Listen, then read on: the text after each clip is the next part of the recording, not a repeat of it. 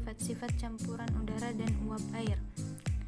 Terdapat beberapa komponen yang digunakan untuk identifikasi sifat termodinamika udara.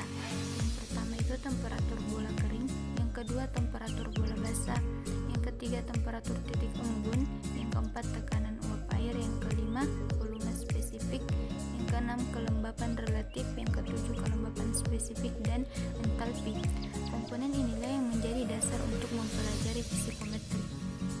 Bagan psikrometrik atau psychrometric chart, pemetaan garis masing-masing komponen grafik psikrometrik, garis Rydberg atau persamaan, garis pendinginan adiabatis atau persamaan. Pendinginan adiabatis disebut juga humidifikasi. Pada proses ini udara didinginkan dan dihumidifikasi, sedangkan sedikit air yang diresirkulasi diuapkan.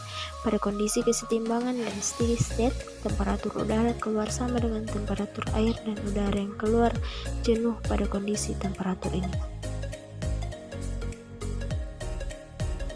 Proses udara termal. Proses udara termal terbagi menjadi beberapa bagian. Bagian yang pertama yaitu proses pemanasan. Proses pemanasan adalah proses penambahan kalor sensibel ke udara sehingga temperatur udara tersebut naik. Yang kedua, proses pendinginan. Proses pendinginan adalah proses pengambilan kalor sensibel dari udara sehingga temperatur udara tersebut mengalami penurunan. Yang ketiga, proses kelembapan. Proses kelembapan adalah proses penambahan kandungan uap air ke udara sehingga terjadi kenaikan entalpi dan rasio kelembapan. Yang keempat, proses penurunan kelembapan. Pada proses ini terjadi pengurangan kandungan uap air ke udara sehingga terjadi penurunan entalpi dan rasio kelembapan. Yang kelima, proses pemanasan dan pelembapan. Pada proses ini udara dipanaskan disertai dengan penambahan uap air sehingga didapatkan peningkatan kalor sensibel dan kalor laten secara bersamaan.